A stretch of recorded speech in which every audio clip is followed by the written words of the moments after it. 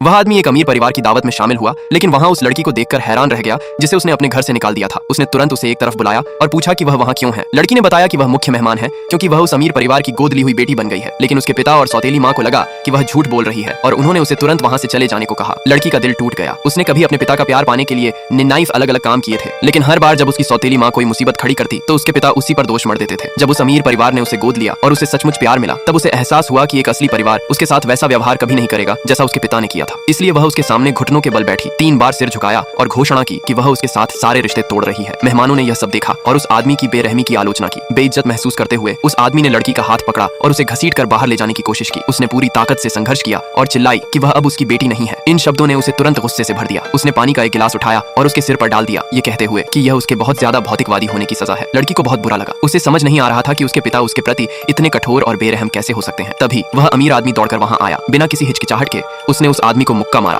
और कहा कि लड़की अब उसकी बेटी है। जब उसने लड़की को सिर से पैर तक भीगा हुआ देखा तो गुस्से में उस आदमी के चेहरे पर थप्पड़ मारा। जब लड़की की सौतेली माँ ने दया की भीख मांगने की कोशिश की तो उसे भी थप्पड़ मारा गया। वह आदमी समझ नहीं पा रहा था कि लड़की उस अमीर आदमी की बेटी कैसे बन गई। उसने उसे पकड़ने की कोशिश की, लेकिन अमीर आदमी ने उसे जमीन पर गिरा दिया। अमीर आदमी के पिता ने सबके सामने घोषणा की कि यह दावत लड़की के सम्मान में रखी गई थी और वह अब आधिकारिक तौर पर उनके परिवार की सदस्य है। अमीर आदमी ने अपने अंगरक्षकों को आदेश दिया कि वे उस आदमी को कड़ा सबक सिखाएं। उसने ऐलान किया कि जो कोई भी उस आदमी की कंपनी के साथ बिजनेस करने की हिम्मत करेगा वह उनके परिवार का दुश्मन बन जाएगा, और उसने कसम खाई कि वह उस आदमी की कंपनी को दिवालिया कर देगा। उस आदमी ने तुरंत ही अमीर आदमी से अपनी कंपनी को बख्श देने की गुहार लगाई, लेकिन अमीर आदमी ने कहा कि उसे उस लड़िचकी से माफी मांगनी चाहिए थी। वह आदमी तुरंत उस लड़िचकी की ओर मुद्दा और उससे विनती की। उसने उसे याद दिलाया कि कंपनी खद्दी करने के लिए उसने कितनी मेहनत की थी और वादा किया कि अगर वह उसे माफ कर दे तो वह उसे मुआवजा देगा। अगर आप जानना चाहते हैं कि आगे क्या होगा तो इस वीडियो को लाइक करें, कमेंट में पार्ट 2 लिखें और सब्सक्राइब करना न भूलें।